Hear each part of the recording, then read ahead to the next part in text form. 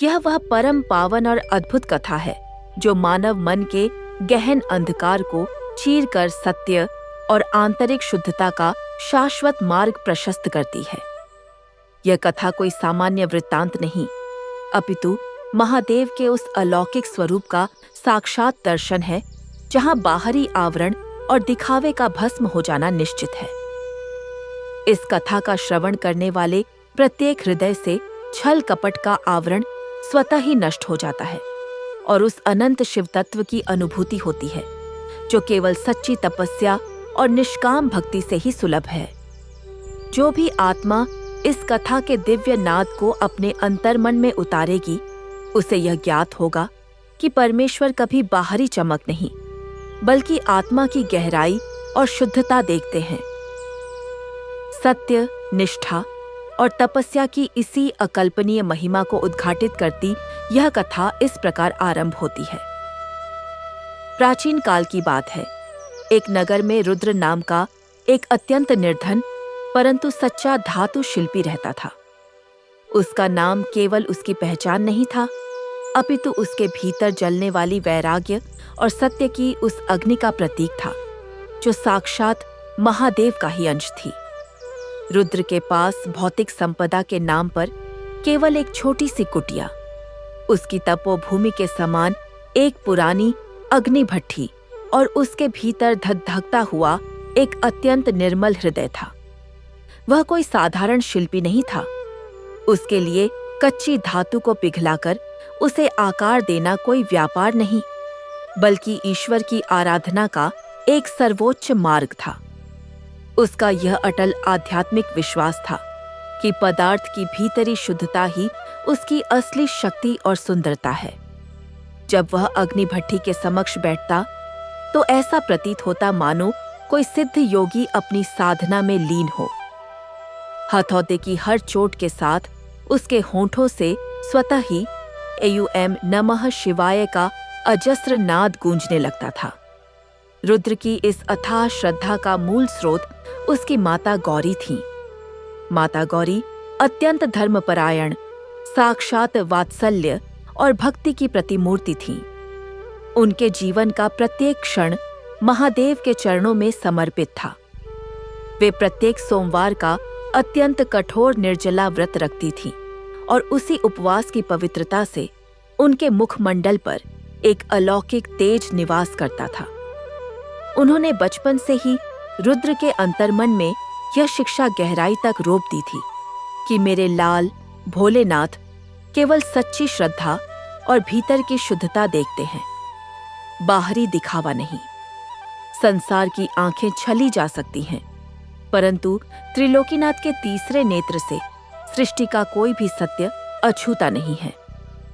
इसी नगर के दूसरे छोर पर कपटी नाम का एक अत्यंत लालची और धूर्त व्यापारी निवास करता था। वह अपने नाम के अनुरूप ही छल प्रपंच का साक्षात स्वरूप था। उसके पास धन, संपदा और सेवकों की कोई कमी नहीं थी, परंतु उसका अंतर्मन ईर्ष्या, लोभ और अहंकार के घने अंधकार से भरा हुआ था। उसका मानना था कि यह संसार केवल मूर्खों का मेला है, जो केवल वही देखते हैं जो उन्हें दिखाया जाता है। वह सस्ते और अत्यंत कमजोर लोहे पर महंगी चमक और सोने का कृत्रिम लेप चढ़ाकर उसे ऊंचे दामों पर बेचता था। उसकी कार्यशाला में धातुओं की शुद्धता से अधिक ध्यान उनकी बाहरी दिखावटी चमक पर दिया जाता था। उसका अज्ञान इतना गहरा था कि वह समझता था कि बाहरी चमक ही सब कुछ है और भीतर की खोखली नींव पर वह जीवन भर अपने अहंकार का महल खड़दहा कर सकता है। उसके बनाए गए पात्र बाहर से तो अत्यंत आकर्षक और मूल्यवान प्रतीत होते थे, परंतु भीतर से वे इतने दुर्बल होते थे कि तनिक से आघात में ही वे खंडित हो जाते थे।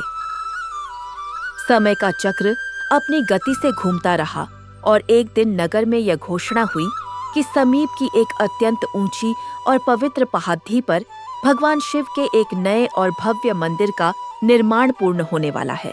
उस विशाल और गगनचुंबी मंदिर के प्रांगण के लिए एक ऐसा विशाल घंटा बनना था जिसका दिव्य नाद कई मीलों तक गूंजे और जिसके श्रवण मात्र से पापियों के हृदय कांप उठें और भक्तों के भीतर चेतना का संचार हो जाए। इस महान कार्य के लिए नगर के सभी शिल्पियों को आमंत्रित किया गया। कपटी ने इस अवसर को अपने यश और धन को बढ़ाने का एक सुनहरा साधन माना। उसने बिना कोई क्षण गंवाए अत्यंत शीघ्रता और सस्ते में अपना काम निपटाने के लिए सबसे कमजोर और खोटी धातुओं का चयन किया। उसने भीतर एक खोखला और दुर्बल ढांचा तैयार किया और ऊपर से अत्यंत आकर्षक सुनहरी पॉलिश लगा दी, जिससे वह विशाल घंटा दूर से देखने में अत्यंत सुंदर, बहुमूल्य और राजसी प्रतीत हो।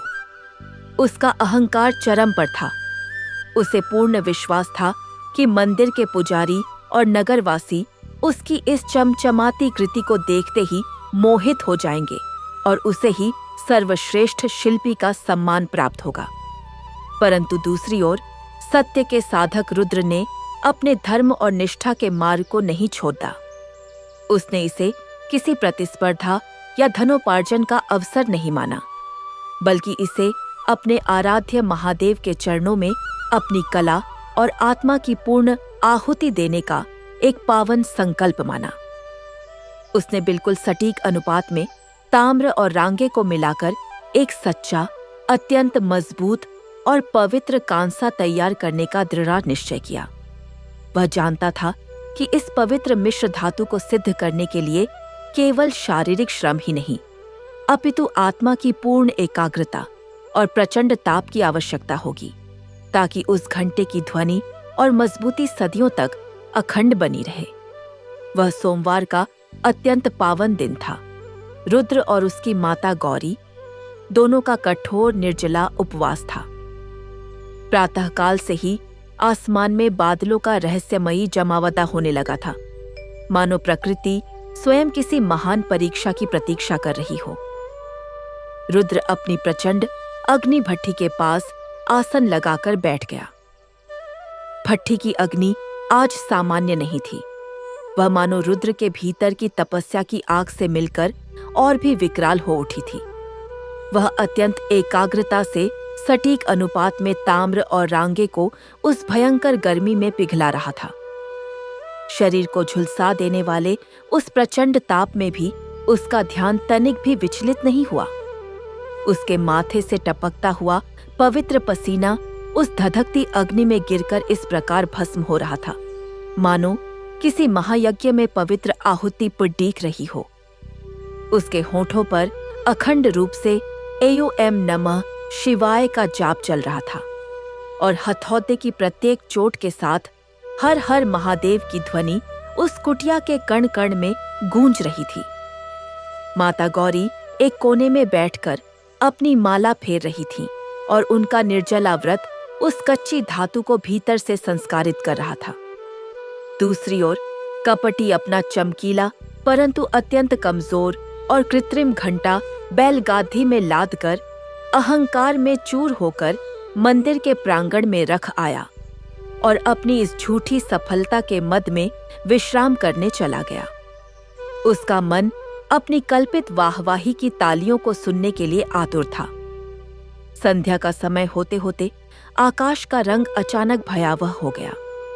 दिशाएं मटमैली हो गईं और अचानक एक भयंकर तूफान उठा। तेज हवाओं ने वृक्षों को झकझोर कर रख दिया और आसमान को चीरती हुई भयंकर बिजलियां कड़ी हकने लगीं। कुछ ही पलों में मूसलाधार वर्षा प्रारंभ हो गई। प्रकृति का यह रौद्र रूप देखकर नगरवासियों के प्राण सूखने लगे।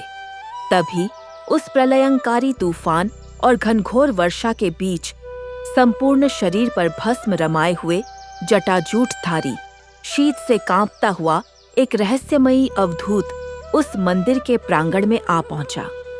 उस अवधूत की आंखें लाल थीं और शरीर अत्यंत दुर्बल प्रतीत हो रहा था।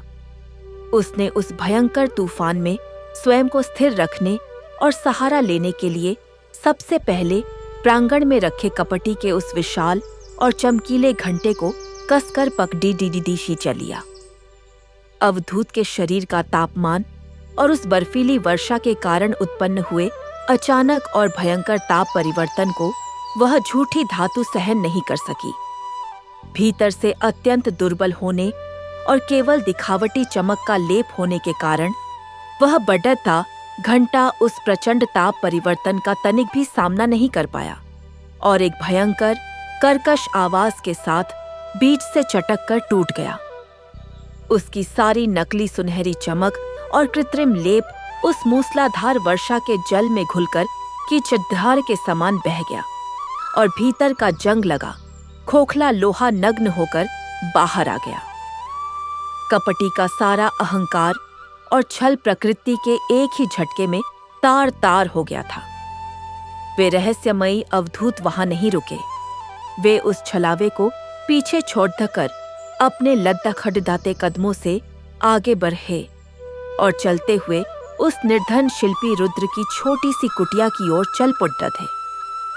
बाहर प्रलयंकारी शीत और जल का तांडव था, परंतु रुद्र की कुटिया के भीतर सत्य की अखंड अग्नि और शुद्ध धातु की अलौकिक गर्माहट थी।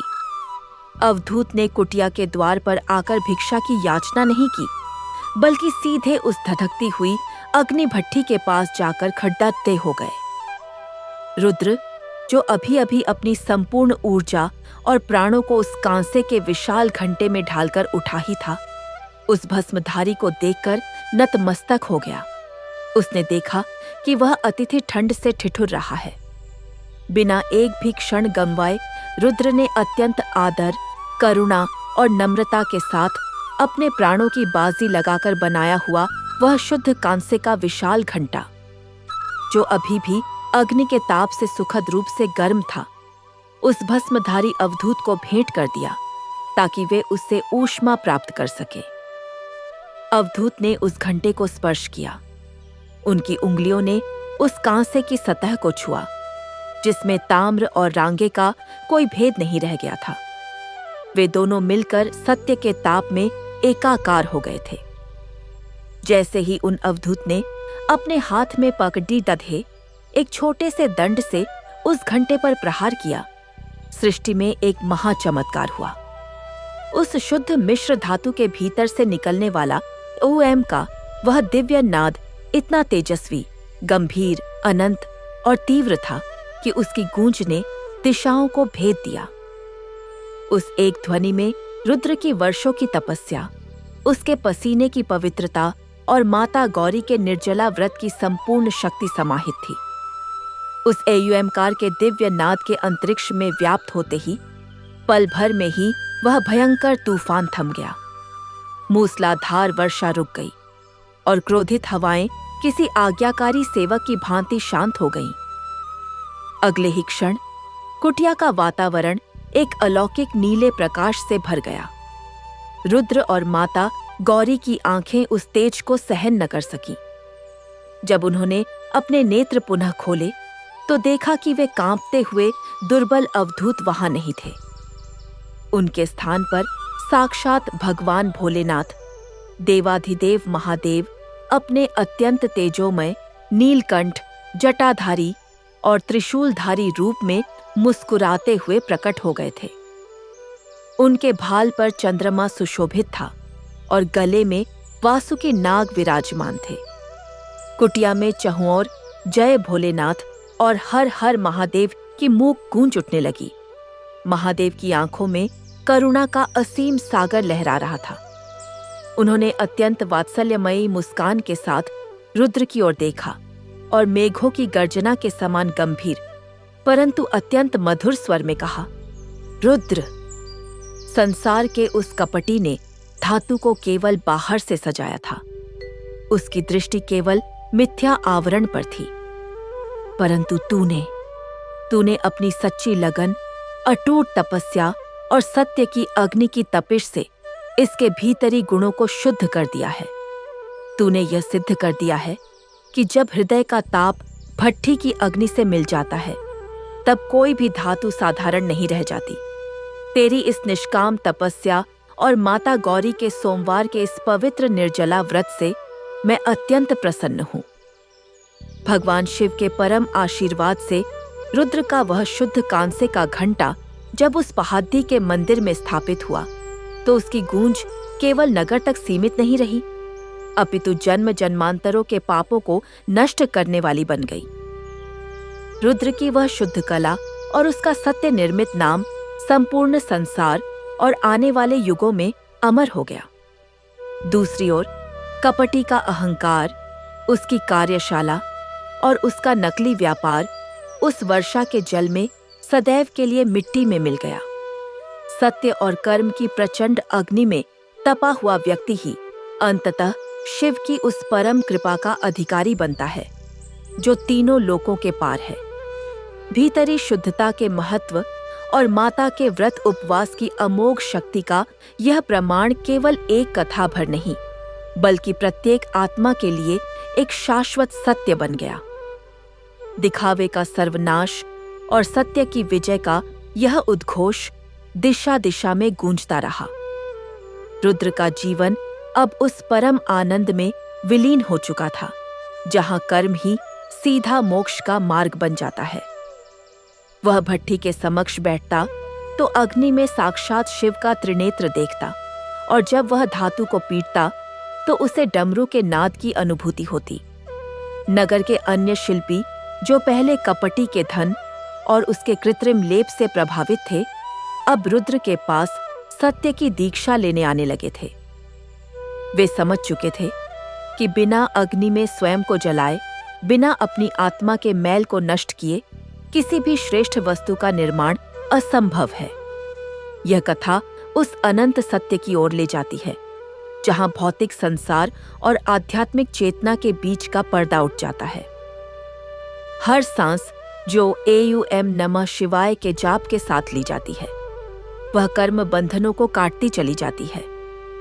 माता गौरी के चेहरे पर अब चिंता की कोई लकीर नहीं थी। उनका हृदय उस परम तृप्ति से भर गया था जहां भक्त को अपने इष्ट के साक्षात दर्शन हो जाते हैं। समय के इस अविरल प्रवाह में यह कथा उस गूंज की तरफ फैलने लगी जो पहाड़ों से टकराकर और भी मुखर हो जाती है। जब भी मंदिर में वह विशाल घंटा बजता तो लोग ठहर जाते। उस दिव्य नाद में उन्हें केवल ध्वनि नहीं बल्कि एक चेतना सुनाई देती थी। वह नाद कहता था कि बाहर का स्वर्ण यदि भीतर से खोखला है तो वह काल के एक प्रहार से टूट जाएगा, परंतु यदि भीतर से सत्य का कांसा ढला है तो वह हर प्रचंड ताप परिवर्तन को सहन कर लेगा। कपटी की कथा अब लोगों के लिए एक चेतावनी बन गई थी। उसके नाम के साथ ही छलावे और अहंकार का स्मरण हो आता था। यह कथा मानव जीवन की उसी भट्ठी का प्रतीक है जहां परिस्थितियां हमें जलाती हैं, तपाती हैं, परंतु यदि हमारे भीतर हर हर महादेव का विश्वास हो तो वह ताप हमें नष्ट नहीं करता बल्कि हमें कुंदन बना देता है।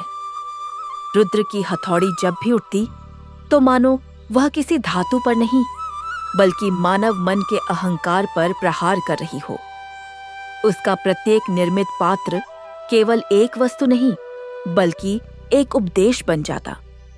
उसकी कुटिया में कोई कृत्रिम चमक नहीं थी, कोई दिखावा नहीं था, केवल पसीने की महक और सत्य का तेज था।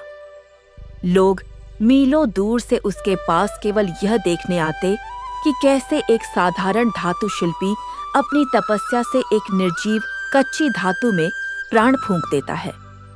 कैसे सटीक अनुपात में मिलाए गए ताम्र और रांगे जब एक भक्त की निष्ठा के साथ मिलते हैं तो वे साक्षात अमृत बन जाते हैं। यह शिव की ही लीला थी कि उन्होंने एक अत्यंत निर्धन शिल्पी को अपना माध्यम बनाकर संपूर्ण मानवता को यह संदेश दिया कि ईश्वर कभी तुम्हारे वस्त्र, तुम्हारा धन या तुम्हारी बाहरी सुंदरता नहीं देखते। वे केवल यह देखते हैं कि तुम्हारे भीतर की अग्नि भट्ठी में तुम्हारे विचार कितने शुद्ध हैं। जय भोलेनाथ। AUM नमः शिवाय। इन मंत्रों की प्रचंड गूंज से दिशाएं अब भी प्रकंपित होती प्रतीत होती हैं। कथा की यह धारा उस पवित्र गंगा के समान है जो शिव की जटाओं से निकलकर सीधे भक्त के हृदय में उतरती है।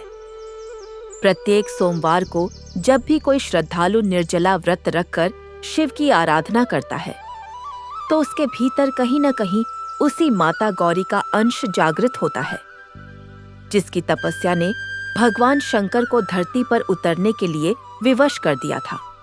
रुद्र का वह समर्पण, जहां उसने बिना किसी हिचकिचाहट के अपनी सबसे अनमोल और मेहनत से बनाई गई कृति उस शीत से कांपते अवधूत को दे दी थी, यह सिद्ध करता है कि सच्ची कला और संपत्ति वही है जो किसी के दुख को हर सके। यदि वह घंटा केवल मंदिर की शोभा बढ़ाने के लिए होता, तो शायद उसमें वह अलौकिक गूंज कभी पैदा ही नहीं होती।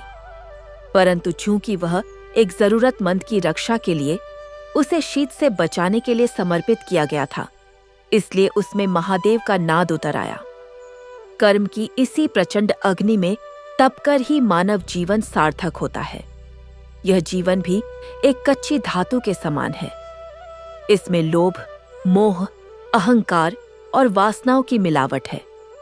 जब तक ज्ञान और वैराग्य की भट्ठी में इसे नहीं तपाया जाएगा, तब तक इसके भीतर से वह शुद्ध मिश्र धातु बाहर नहीं आएगी जो शिव को प्रिय है। कपटी ने इसी जीवन को केवल बाहर से सजाने का प्रयास किया था। उसने झूठी प्रशंसाओं का कृत्रिम लेप अपने ऊपर चढ़ा लिया था, परंतु प्रकृति के तापीय आघात ने, समय के एक ही थपेड़े ने उसके सारे खोखलेपन को उजागर कर दिया।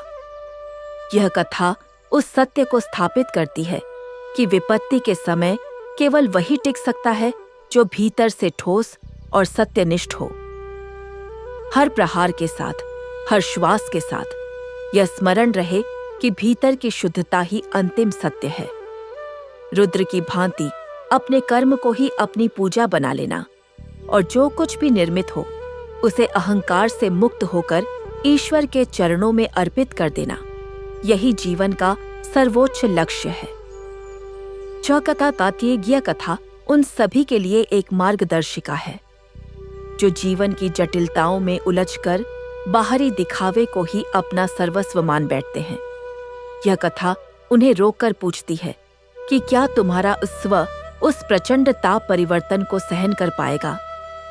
यदि नहीं, तो लौट आओ अपनी आत्मा की अग्नि भट्ठी की ओर और जला डालो उन सभी झूठे आवरणों को। एयूएम नमः शिवाय की इस अनंत गूंज के साथ यह कथा मन के उन अछूते कोनों को प्रकाशित करती जाती है जहां अंधकार युगों से जमा है। महादेव, जो भस्म से प्रेम करते हैं, वे हमें यही सिखाते हैं कि अंततः सब कुछ भस्म ही होना है। तो क्यों न जीवन रहते ही अपने अहंकार और दिखावे को भस्म कर दिया जाए? रुद्र ने यही किया। उसने अपनी कला के अहंकार को भस्म किया और केवल सत्य को आकार दिया। उसी सत्य के नाद ने उस प्रलयंकारी तूफान को शांत कर दिया। इसी प्रकार जब हमारे भीतर सत्य का नाद गूंजता है, तो जीवन के सारे तूफान, सारी व्याधियां और सारे मानसिक द्वंद्व शांत हो जाते हैं।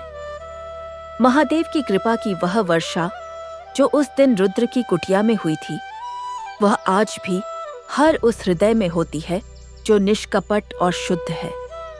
वह दिव्य गूंज, वह अकल्पनीय शांति और वह परम शिवत्व का एहसास निरंतर, अनवरत और शाश्वत रूप से प्रवाहित होता रहता है, और यह प्रवाह कभी रुकने वाला नहीं है।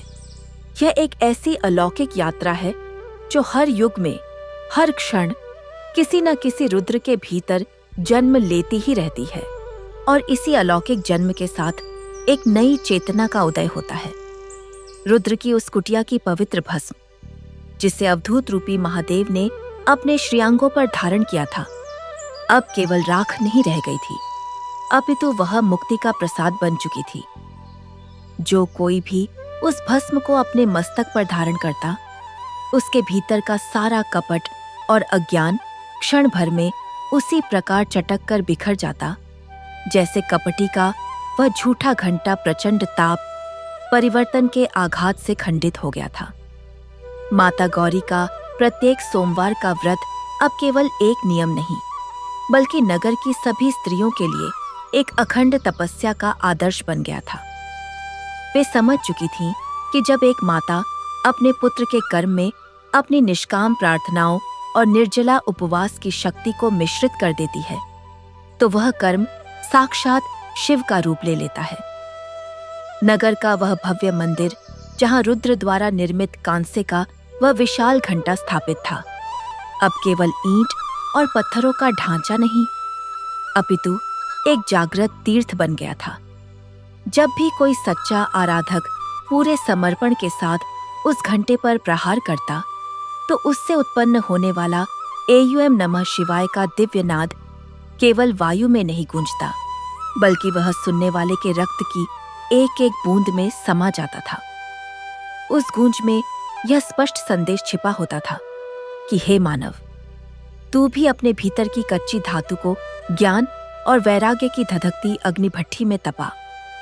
जब तक तू अपने अहंकार और अज्ञान को गलाकर शुद्ध नहीं करेगा, तब तक तेरे जीवन में यह शिवरूपी दिव्य नाद कभी उत्पन्न नहीं हो सकता। कपटी की दुर्दशा ने पूरे नगर को यह स्पष्ट कर दिया था कि संसार में चाहे जितनी भी दिखावटी चमक और कृत्रिम लेप का उपयोग कर लिया जाए, सत्य के तापीय आघात के समक्ष कोई भी झूठ टिक नहीं सकता। उसका वह लोहे का जंग लगा खोखला घंटा जो कीचड़ में सना पड़ा था, वह इस बात का जीता जागता प्रमाण था कि बिना भीतरी मजबूती के बाहरी सुंदरता केवल एक भ्रम है, एक ऐसा छलावा है जो सबसे विकट समय में हमारा साथ छोड़ देता है। अब नगर में कोई भी धातु शिल्पी अपने कार्य में छल करने का दुस्साहस नहीं करता था। वे सभी रुद्र के पास आकर यह सीखते थे कि कैसे ताम्र और रांगे को एक सटीक अनुपात में मिलाया जाए, परंतु रुद्र उन्हें केवल धातुओं का सटीक अनुपात नहीं सिखाता था, वह उन्हें जीवन का दर्शन समझाता था। वह कहता था, हे मेरे शिल्पी भाइयों, यह ताम्र हमारा शरीर है और यह रांगा हमारी आत्मा की चेतना। जब तक हम अपने कर्मों को सत्य की अग्नि में नहीं तपाएंगे, तब तक ये दोनों मिलकर वह अजेय और पवित्र मिश्र धातु, वह शुद्ध कांसा नहीं बन पाएंगे जो साक्षात शिव को प्रिय है। हर हथौड़े की चोट के साथ रुद्र की कुटिया से हर हर महादेव का जो जयघोष उठता था, वह नगर वासियों के लिए प्रभात की प्रथम किरण के समान ऊर्जावान होता था। रुद्र का जीवन अब किसी भौतिक इच्छा के अधीन नहीं था। वह जानता था कि महादेव की उस वात्सल्यमयी मुस्कान और उनके अलौकिक त्रिशूलधारी रूप का दर्शन करने के पश्चात इस नश्वर संसार की कोई भी संपत्ति उसे लुभा नहीं सकती। उसने अपना संपूर्ण जीवन उस परम तत्व की खोज में अपनी भट्ठी के समक्ष बैठकर उसी परम पिता की आराधना में समर्पित कर दिया था। जब वह अग्नि भट्ठी धधकती थी, तो उसके भीतर की लपटें रुद्र से बात करती प्रतीत होती थीं। वे लपटें कहती थीं कि हे रुद्र, जलना ही जीवन का अंतिम सत्य है। जो इस अग्नि से डरकर भागता है, वह कपटी के समान भीतर से कच्चा रह जाता है, और जो इस अग्नि को जय भोलेनाथ कहकर अपने भीतर समाहित कर लेता है, वह कुंदन बन जाता है। माता गौरी जब भी मंदिर जाती, तो उस विशाल घंटे के दर्शन मात्र से उनके नेत्रों से प्रेमाश्रु बहने लगते। वे जानती थीं कि उस कांसे के भीतर उनके पुत्र का पसीना और उनके उपवास की भूख प्यास एक अलौकिक शक्ति बनकर विद्यमान है। यह कथा इस गहन सत्य को उद्घाटित करती है कि मनुष्य का कर्म और उसकी भावना ही वह अग्नि है जो पदार्थ को चेतन बना देती है। यदि रुद्र के मन में तनिक भी लोभ होता, या यदि वह चाहता कि नगरवासी उसकी जय जयकार करें, तो वह घंटा कभी वह दिव्य नाद नहीं दे पाता। उसकी शक्ति केवल इस बात में थी कि उसने अपना सर्वस्व उस भस्मधारी कांपते हुए अवधूत को बिना किसी अपेक्षा के सौंप दिया था। यह निष्काम कर्म की पराकाष्ठा थी, जिसने एक निर्जीव मिश्र धातु में महादेव के प्राणों का संचार कर दिया। समय बीतता जा रहा था, परंतु रुद्र की कुटिया की वह अग्नि और उसकी तपस्या की ऊष्मा तनिक भी कम नहीं हुई थी। एयूएम नमः शिवाय का वह अखंड जाप अब केवल उसके होठों तक सीमित नहीं था, वह उसके श्वासों का अंग बन गया था। नगर के लोग अब केवल धातु के पात्र बनवाने नहीं, बल्कि अपने जीवन के पात्रों को शुद्ध करवाने उस तपोभूमि में आते थे। रुद्र उन्हें बड़ी करुणा के साथ समझाता था कि हे बंधु, जिस प्रकार एक धातु शिल्पी कच्ची धातु को पिघलाकर उसके भीतर का सारा मैल और अशुद्धियां अग्नि में भस्म कर देता है, ठीक उसी प्रकार मनुष्य को भी ध्यान और वैराग्य की भट्ठी में अपने लोभ, मोह, काम और क्रोध की अशुद्धियों को जलाना पड़ता है। यदि भीतर छल कपट का मैल रह गया और तुमने बाहर से दान पुण्य या झूठी भक्ति का कृत्रिम लेप चढ़ा भी लिया, तो वह छलावा विपत्ति के प्रचंड ताप परिवर्तन को नहीं झेल पाएगा। तुम्हारा जीवन उस झूठे घंटे की भांति खंडित हो जाएगा। सत्य की इस निर्विवाद महिमा को गाते हुए वह संपूर्ण नगर अब एक शिवालय के समान प्रतीत होने लगा था। लोग समझने लगे थे कि भगवान शिव को केवल दूध, जल या बिल्व पत्र चढ़ाना ही पर्याप्त नहीं है। असली पूजा तो यह है कि हम अपने अंतर्मन को उस शुद्ध कांसे के समान बनाएं, जो चोट खाने पर टूटे नहीं, बल्कि उसमें से ज्ञान और प्रेम का दिव्य नाद उत्पन्न हो। वह नाद जो दूसरों के दुखों को शांत करे, जो प्रलयंकारी तूफानों में भी स्थिरता और अचल विश्वास का संचार करे। रुद्र की वह कुटिया अब एक महातीर्थ बन चुकी थी, जहां की भट्ठी से उठने वाला धुआं स्वर्ग तक जाकर देवताओं को भी यह स्मरण कराता था कि मृत्युलोक में आज भी ऐसे सत्यवादी शिल्पी हैं जो अपनी आत्मा की पवित्रता से महादेव को धरती पर उतरने के लिए विवश कर सकते हैं। जब जब श्रावण का मास आता और सोमवार का पवित्र दिन होता, तब तब उस पहाती के मंदिर में श्रद्धालुओं की अपार भीड़ उमड़ पड़ती। प्रत्येक भक्त उस कांसे के विशाल घंटे को छूकर उस ताप को, उस ऊर्जा को महसूस करने का प्रयास करता जो रुद्र की निष्ठा और महादेव के आशीर्वाद से उसमें समाई हुई थी। जब उस पर प्रहार होता तो उस तीव्र और गंभीर गूंज से ऐसा प्रतीत होता मानो स्वयं नीलकंठ महादेव अपनी डमरू बजा रहे हों। वह ध्वनि कानों से होती हुई सीधे आत्मा में प्रवेश कर जाती थी और वहां जमे हुए जन्म जन्मांतरों के पापों के आवरण को वैसे ही छिन्न भिन्न कर देती थी, जैसे प्रचंड वायु दुर्बल बादलों को तितर बितर कर देती है। जय भोलेनाथ की पुकार से आकाश गुंजायमान हो उठता था और हर दिशा में बस एक ही सत्य का उद्घोष होता था कि जो भीतर से शिवमय हो गया, उसके लिए बाहर का प्रपंच कोई अर्थ नहीं रखता।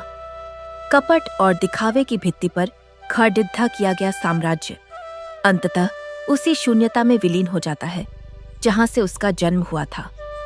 उस पहाड़ी के मंदिर से गूंजने वाला वह दिव्य नाद अब केवल एक ध्वनि नहीं रह गया था, वह कालचक्र को साधने वाला एक साक्षात मंत्र बन चुका था। जब जब ताम्र और रांगे के उस सटीक अनुपात से निर्मित कांसे के विशाल घंटे पर आघात होता, तब तब एक ऐसी सूक्ष्म तरंग उत्पन्न होती जो संपूर्ण चराचर जगत को महादेव के अदृश्य आलिंगन में बांध लेती थी।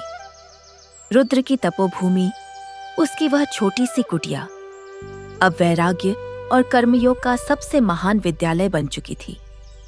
जो लोग कभी कपटी की दिखावटी चमक और उसके कृत्रिम लेप से भ्रमित होकर अपने जीवन की सत्यता को विस्मृत कर बैठे थे, वे अब भस्म और पसीने के वास्तविक मूल्य को समझने लगे थे।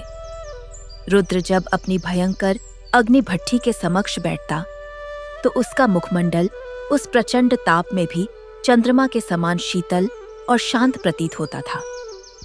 यह वह शीतलता थी जो केवल भीतर की पूर्ण शुद्धता से ही उत्पन्न हो सकती थी। माता गौरी के प्रत्येक सोमवार के कठोर उपवास ने नगर के वायुमंडल में एक ऐसा पवित्र आभा मंडल रच दिया था जिसे भेद कर कोई भी आसुरी या तामसिक शक्ति भीतर प्रवेश नहीं कर सकती थी।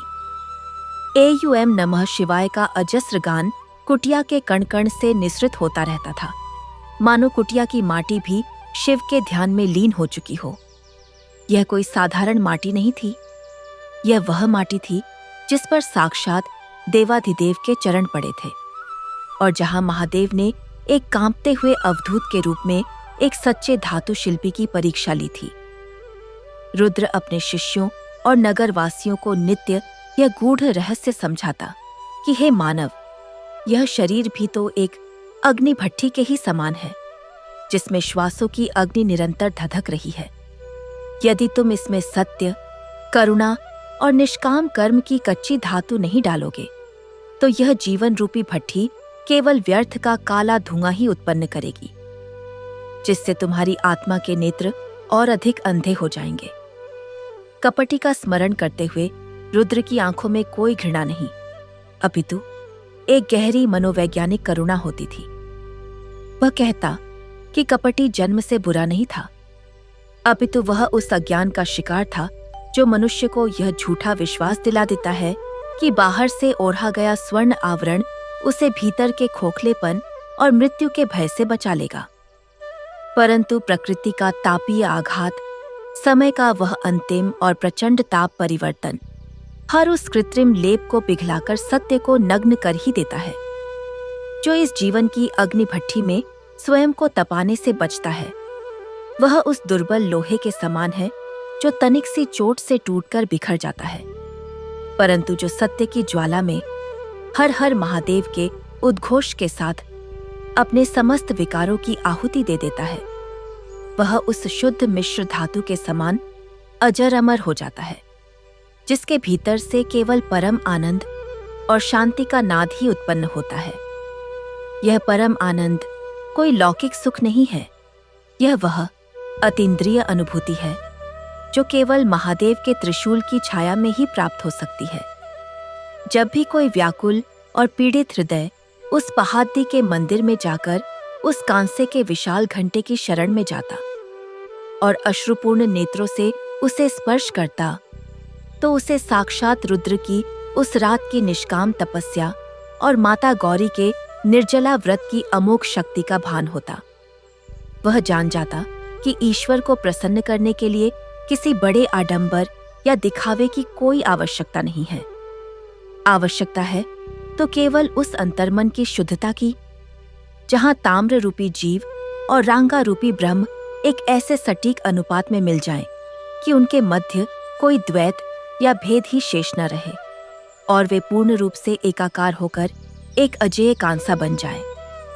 इस एकाकार अवस्था में ही वह अलौकिक शक्ति जागृत होती है जो मन के भीतर उठने वाले हर प्रलय को शांत कर सकती है। उस अवधूत के रूप में महादेव ने संसार को यह जो शिक्षा दी थी, वह युगों युगों तक मानव जाति का पथ प्रदर्शन करने वाली थी।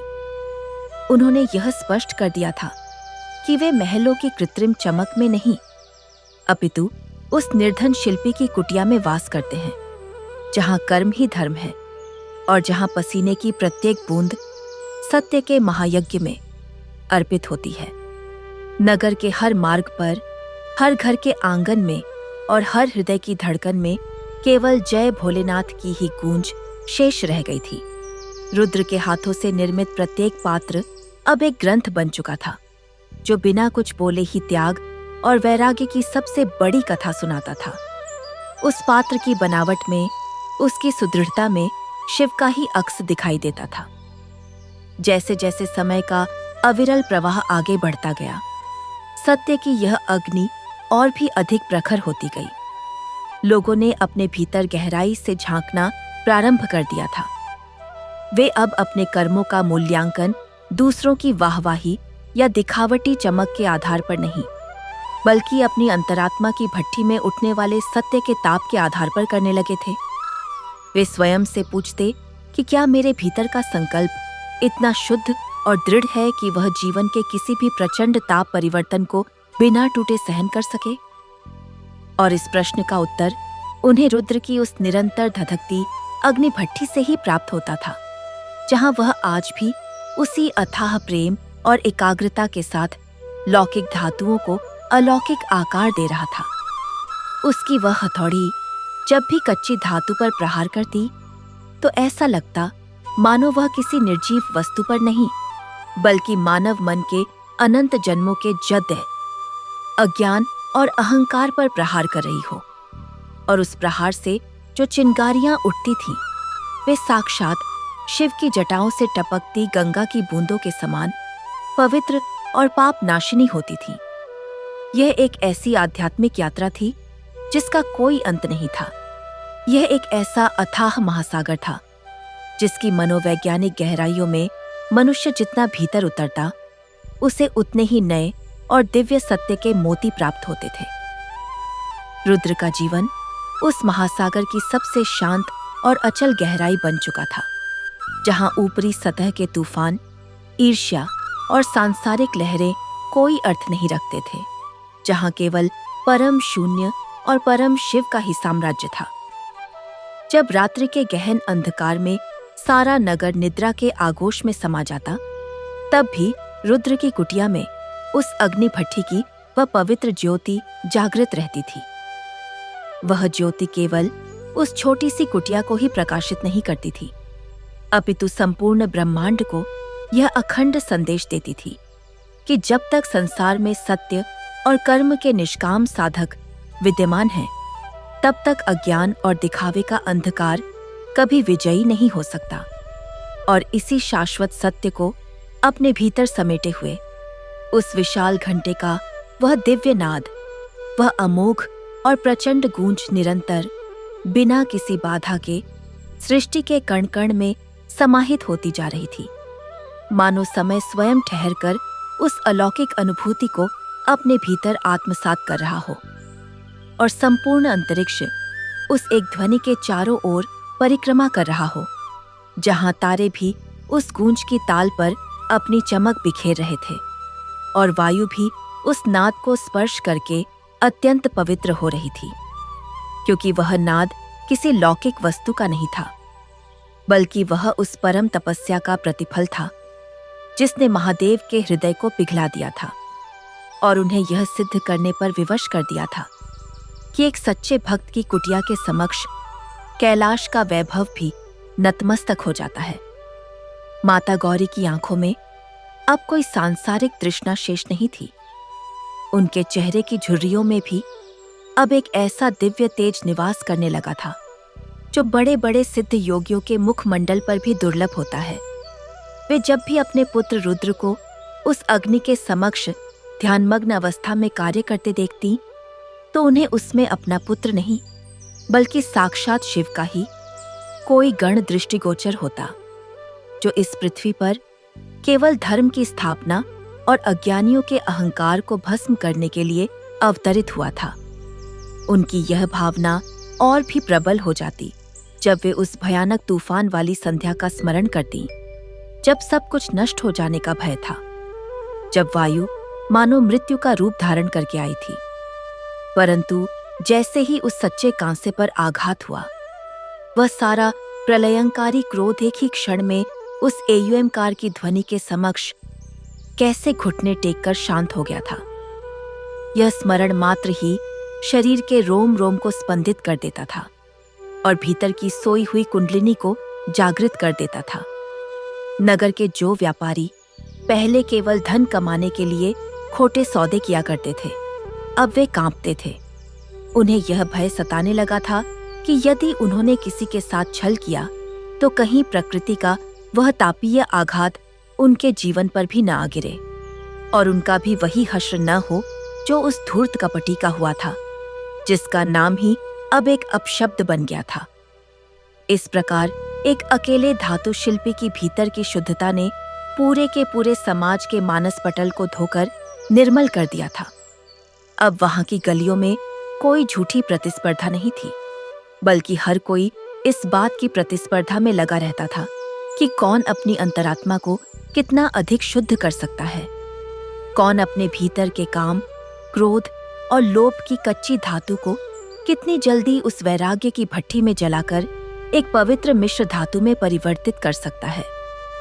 और यह सब संभव हुआ था केवल एक अटल विश्वास से, उस एक उपवास से जिसने शरीर को तो भूखा रखा, परंतु आत्मा को उस परम तृप्ति का अमृत पान करा दिया। जिसकी लालसा में देवता भी स्वर्ग छोड़कर मृत्युलोक में जन्म लेने के लिए लालायित रहते हैं।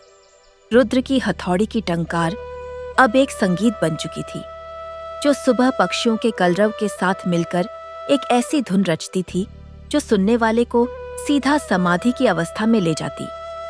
वह जब भी ताम्र को उठाता तो उसे लगता कि वह किसी के दुख को उठा रहा है, और जब उसमें रांगा मिलाता तो उसे लगता कि वह उस दुख में शिव की करुणा को मिला रहा है। उसका काम अब काम नहीं था।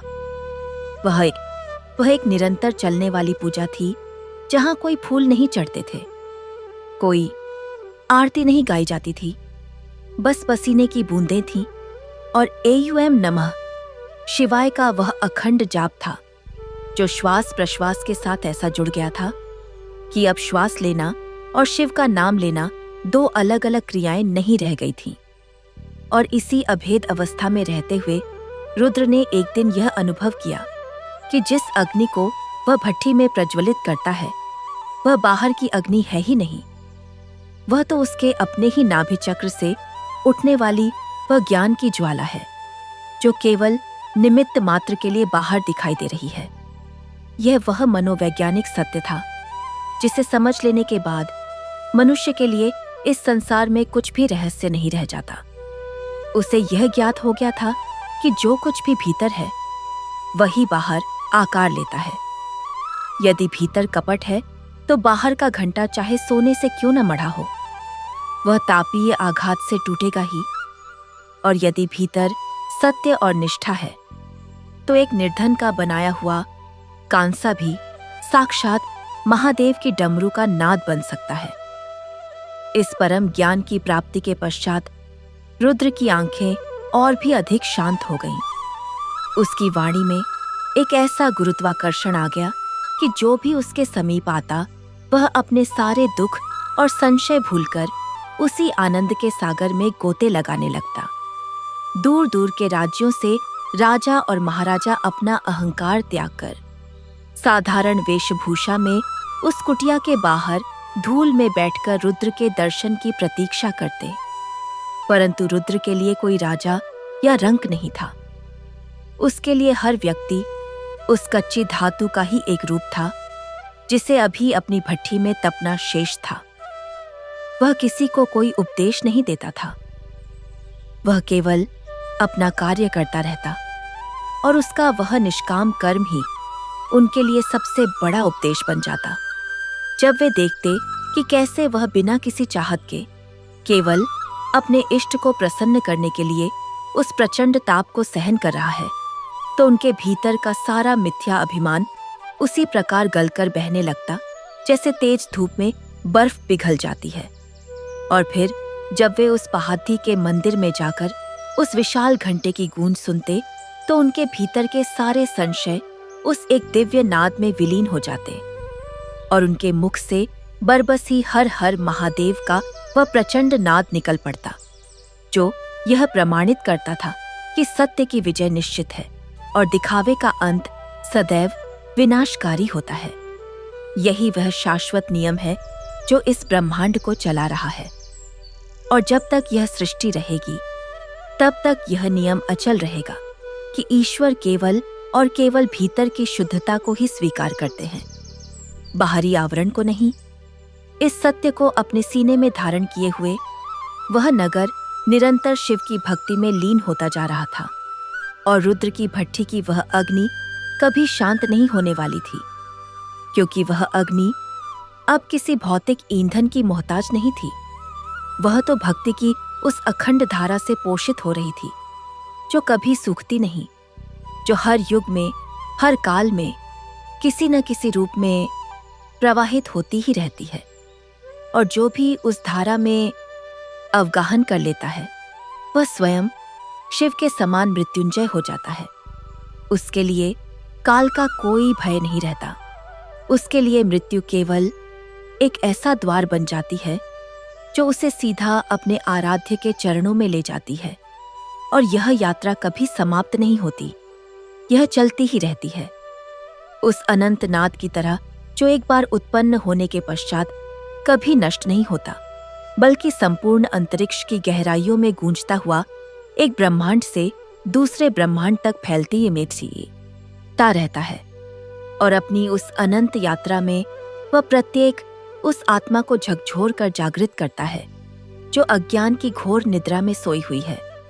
उस दिव्य नाद की गूंज में वह सामर्थ्य है जो मृतप्राय चेतना में भी प्राण फूंक दे। रुद्र की कुटिया अब केवल एक स्थान विशेष नहीं, अपितु एक जागृत तीर्थ, एक ऐसा ऊर्जा का केंद्र बन चुकी थी जहां दिशाओं का बंधन भी समाप्त हो गया था।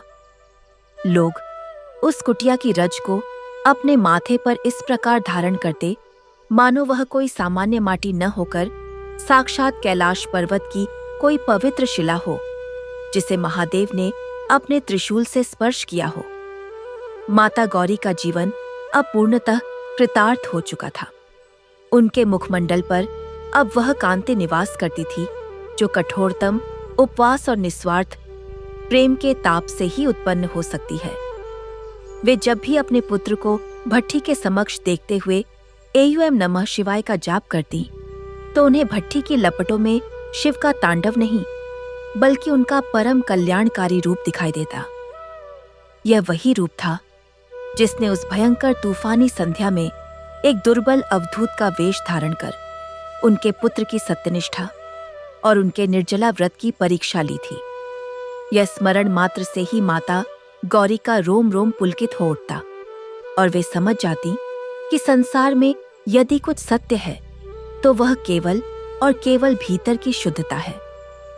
बाहरी प्रपंच, माया और दिखावा तो उसी वर्षा के जल के समान है जो कुछ समय के लिए भूमि को गीला करता है और फिर वाष्प बनकर उड़ जाता है, परंतु भीतर की शुद्धता उस भूमिगत जल के समान है जो सदियों तक जीवन को पोषित करती है।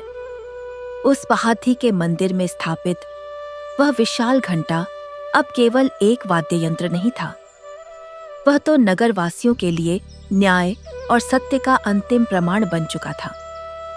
जब भी कोई व्यक्ति किसी दुविधा में होता या जब उसके अंतर्मन में कोई द्वंद्व उत्पन्न होता तो वह उस घंटे के समक्ष जाकर नतमस्तक हो जाता। जैसे ही उस शुद्ध कांसे पर आघात किया जाता और वह गंभीर एयूएम का नाद उत्पन्न होता, वैसे ही उस व्यक्ति के भीतर का सारा संशय, सारा भ्रम उसी प्रकार विदीर्ण हो जाता जैसे सूर्य की प्रथम किरण से अंधकार छंट जाता है। उस नाद में कोई शब्द नहीं थे, परंतु फिर भी वह हर उस प्रश्न का उत्तर दे देता था जो मनुष्य को विचलित करता था।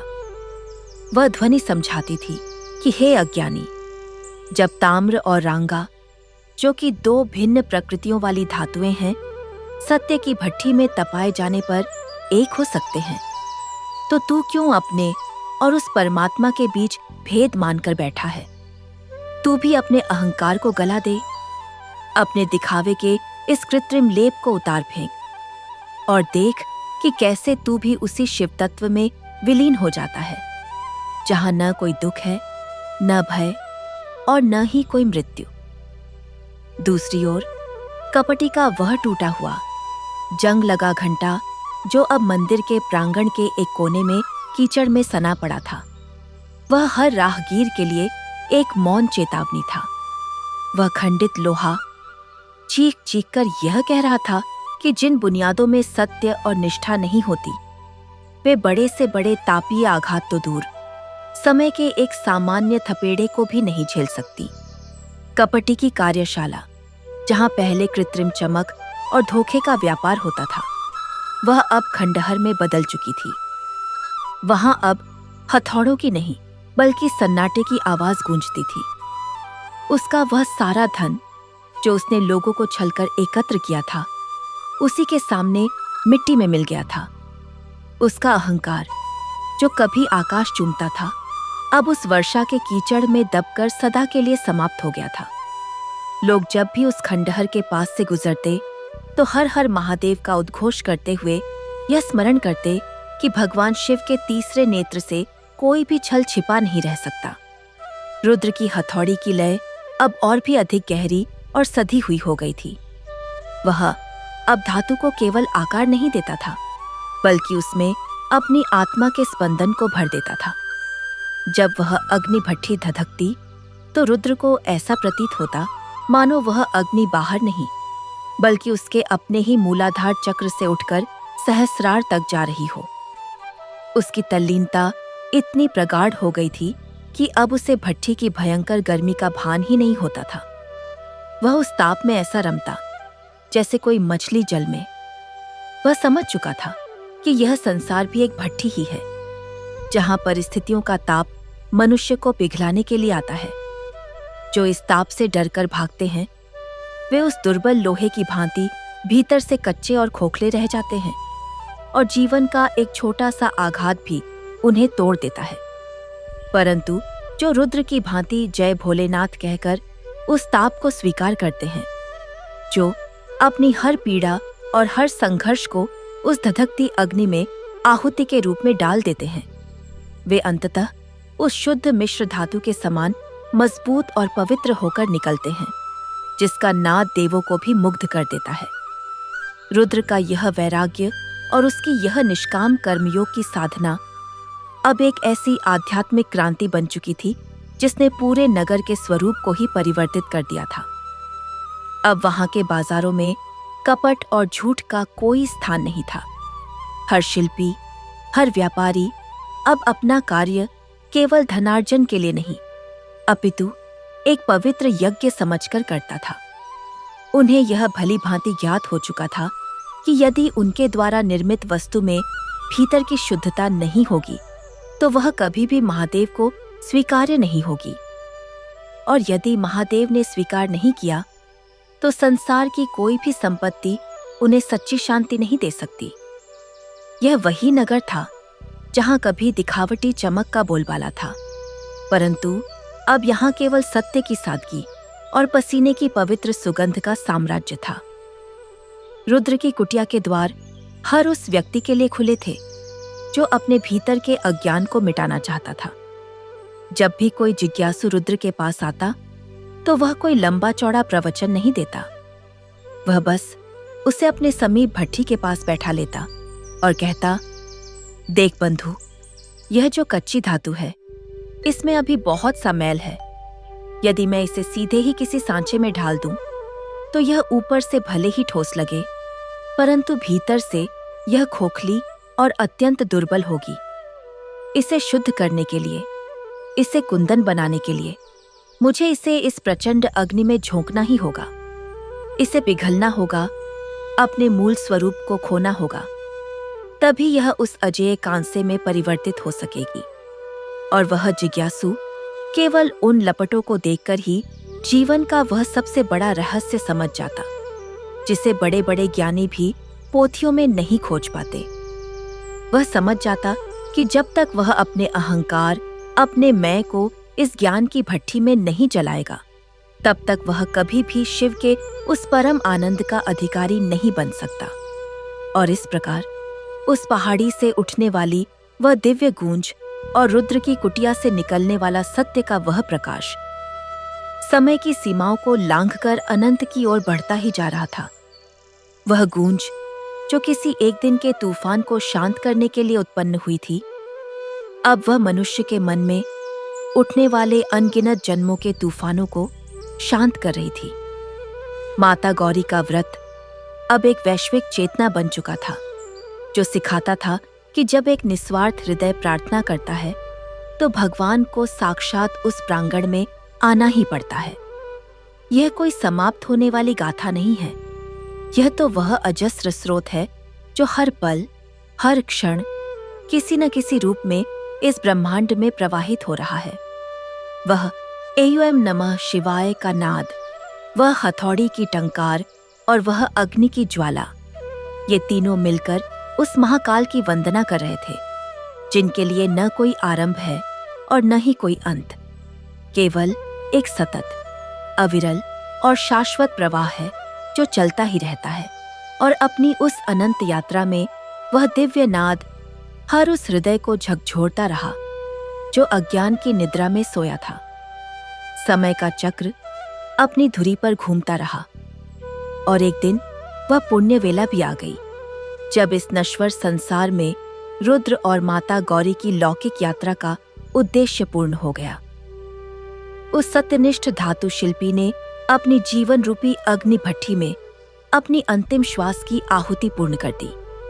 परंतु उस दिन नगर में कोई शोक नहीं था, किसी की आंख में विलाप के अश्रु नहीं थे, क्योंकि संपूर्ण नगर यह जानता था कि रुद्र की मृत्यु नहीं हुई है, बल्कि वह तो साक्षात उसी शिव तत्व में विलीन हो गया है जिसकी वह दिन रात आराधना करता था।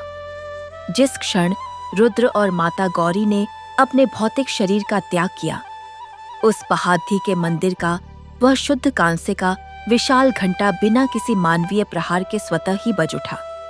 उस दिन उस मिश्र धातु से उत्पन्न होने वाला एयुएम का वह दिव्य नाद इतना मधुर, गंभीर और परम शांतिदायक था कि जिसने भी उसे सुना उसकी आत्मा तृप्त हो गई। आकाश से अनायास ही श्वेत पुष्पों की वर्षा होने लगी और संपूर्ण दिशाएं सुगंधित हो उठीं। ऐसा प्रतीत हुआ मानो साक्षात नीलकंठ महादेव अपने उस अत्यंत प्रिय भक्त और उसकी तपस्विनी माता को ससम्मान अपने साथ कैलाश ले जाने के लिए नंदी पर सवार होकर स्वयं पधारे हों। रुद्र की वह छोटी सी कुटिया आज भी उस स्थान पर एक परम सिद्ध तीर्थ के रूप में विद्यमान है। उसकी वह धधकती अग्निभट्ठी भौतिक रूप से भले ही शांत हो गई हो, परंतु सत्य, निष्ठा और निष्काम कर्म की जो अदृश्य ज्वाला उसने प्रज्वलित की थी, वह आज भी प्रत्येक सच्चे आराधक के अंतर्मन में धधक रही है। जब भी संसार में कोई व्यक्ति छल कपट और दिखावटी चमक के अंधकारमय मार्ग को त्याग कर सत्य की भट्ठी में अपने लोभ और अहंकार को गलता है, तो यह ब्रह्मांड जान जाता है कि रुद्र की वह पवित्र कला आज भी जीवित है। दूसरी ओर कपटी का वह खंडित और कीचड़ में सना हुआ ढांचा अनंत काल के लिए एक कठोर चेतावनी बन गया। वह स्मरण कराता है कि बिना भीतरी मजबूती और शुद्धता के बाहरी कृत्रिम लेप चाहे कितना भी आकर्षक और मूल्यवान क्यों न हो, वह सत्य के एक छोटे से तापीय आघात और काल के प्रचंड ताप परिवर्तन को तनिक भी सहन नहीं कर सकता। दिखावे का सर्वनाश और अहंकार का खंडित होना प्रकृति का वह अटल नियम है जिसे कोई भी नहीं टाल सकता। सत्य और छलावे का यह द्वंद्व मानव मन में युगों युगों तक चलता रहेगा, परंतु अंतिम विजय सदैव उसी की होगी जो अपनी चेतना के ताम्र और शिव के रांगे को एक ऐसे सटीक अनुपात में मिला दे जहां आत्मा और परमात्मा का कोई भेद ही शेष न रहे। वह भादी, वह भव्य मंदिर और वह कांसे का विशाल घंटा आज भी उस अलौकिक गूंज को अपने भीतर समेटे हुए अडिग खड़ी दधा है।